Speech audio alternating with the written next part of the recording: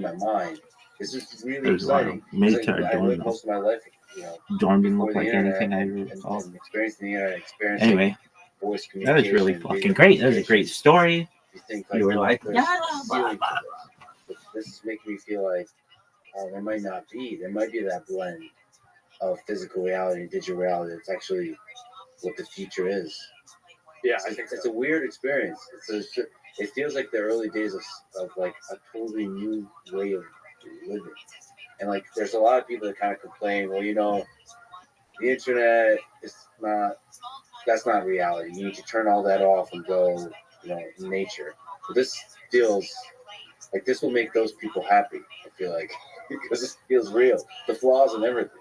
Yeah, well, I mean, a big part of how we're trying to design these new computing products is that they should be physical. But I think that's a big part of the issue with computers and TVs and even phones is like, yeah, I mean, maybe you can interact with them in different places, but they're fundamentally like you're sitting, you're still, and I mean, people are just not meant to be that way. I mean, I think you and I had this shared passion for sports and martial arts and doing stuff like that where you're just moving around. It's like so much of what makes us people is like you move around. You're not just like a brain in a tank, right? It's the human experience is physical. And so it's not just about having the immersive expression of the digital world. It's about being able to really natively bring that together. And I do really think that the real world is this mix of the physical and the digital, right? The digital there's too much digital at this point for it to just be siloed to a small screen, but the physical is too important. So you don't want to just sit down all day long at a desk. So I think that this is, I do think this is the future. This is, I think the kind of philosophical way that I would want the world to work in the future is a much more coherently blended physical and digital world.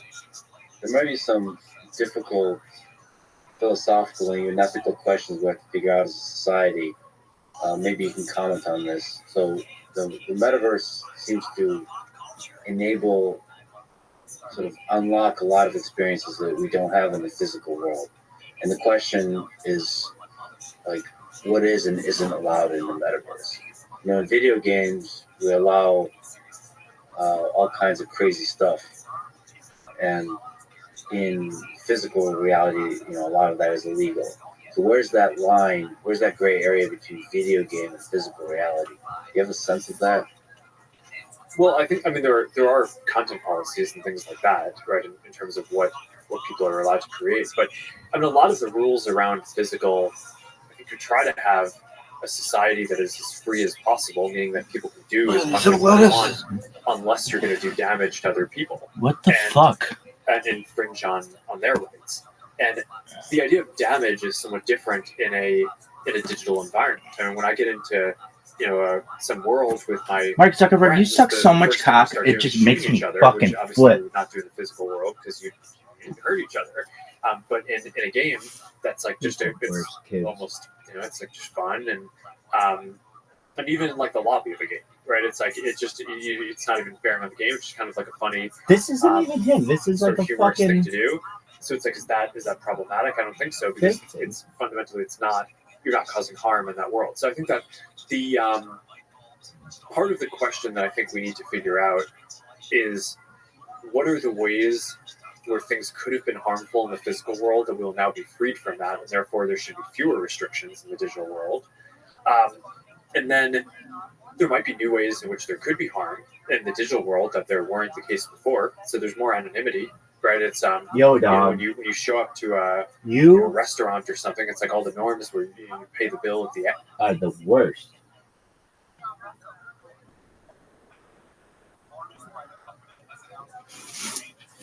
I love how whenever I teach anybody anything about aliens, I'm like, oh yeah, let's watch this thing about them. Because it's like, I don't know, I didn't interview him.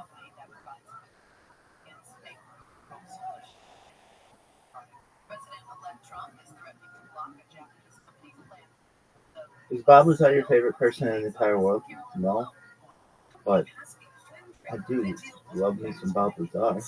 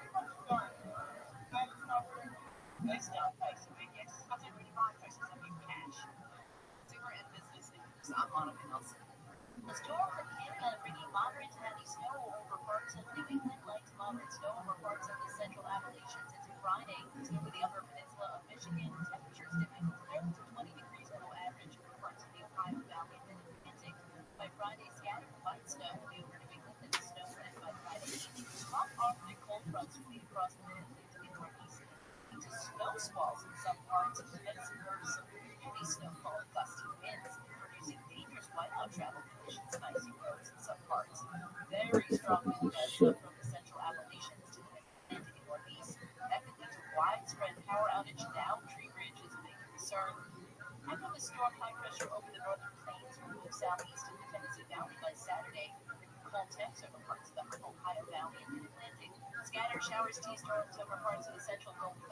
The Joe Rogan podcast.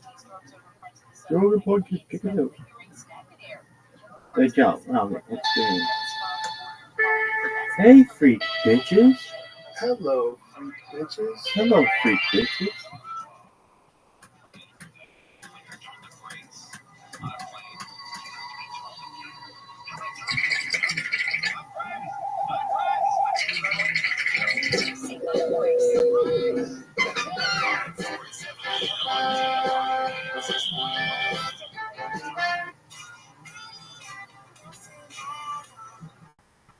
The Joe Rogan experience.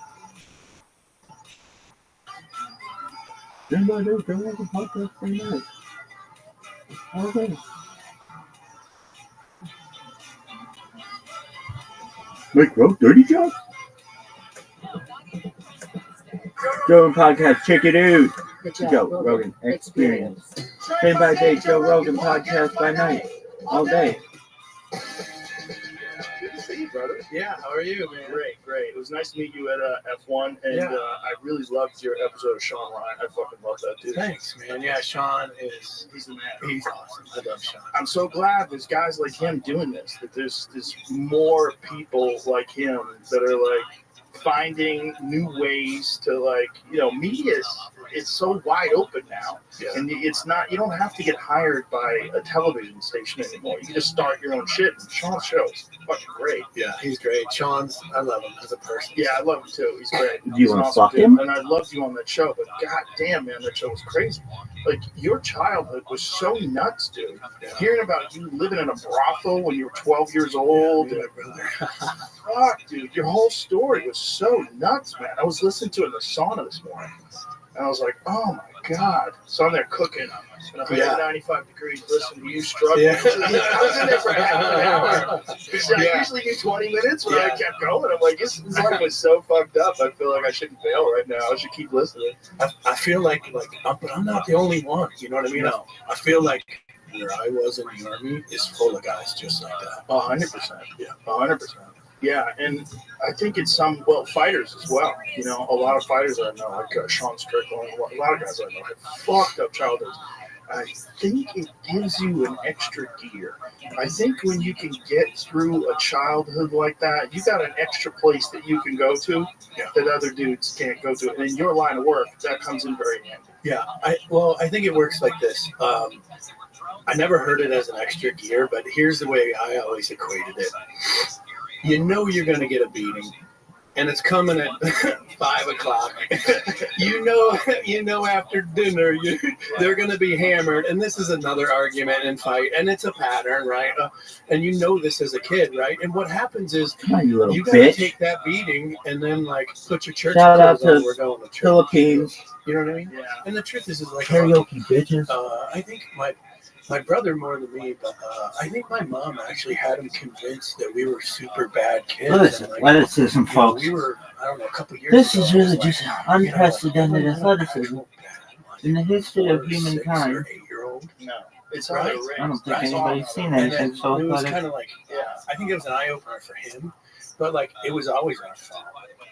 Well, that's the thing. You can convince kids of almost anything. You can convince them it's their fault. Yeah. You can convince them that they're bad kids, and then they feel bad for the rest of their fucking life. They feel like a piece of shit. Yeah. There's a lot of people out there that didn't do anything wrong. They're just raised by shitheads, and for their whole life they feel like garbage. Yeah. And they don't know why. Yeah, I agree. It's so hard to snap out of that too, and it takes something for you to do that makes you feel valuable and worthwhile. Like you have to kind of like Application relearn who error. you are as a person. Client side, Something whatever to the do. fuck. And then they, find meth or heroin or something that takes the edge away. Yeah. And it can just exist. Yeah, well, I'll tell you, that was the Army for me. Like the first time I ever felt like I fit in, or I was with people like me. Right. Was when I was, in Ranger Battalion.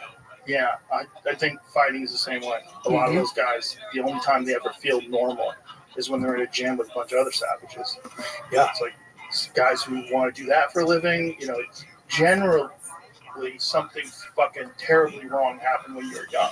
Yeah. That put this anger, this monster inside of you. Well, I tell you, I tell people all the time, jiu-jitsu is my sanity.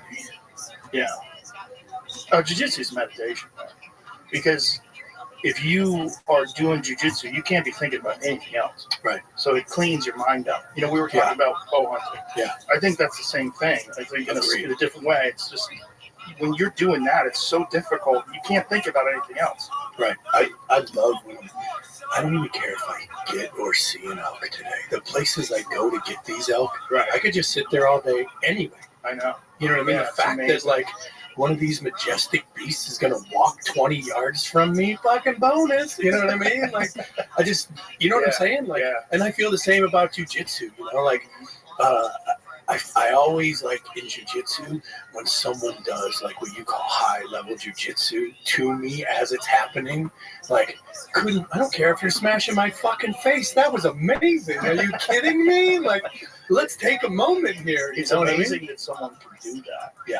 I remember when I was first starting jiu-jitsu, I was 30 years old, and I thought I was a badass. I kickboxed, I won a bunch of taekwondo tournaments. I thought I knew how to fight. And I remember one day when I was a white belt, this purple belt just raped me.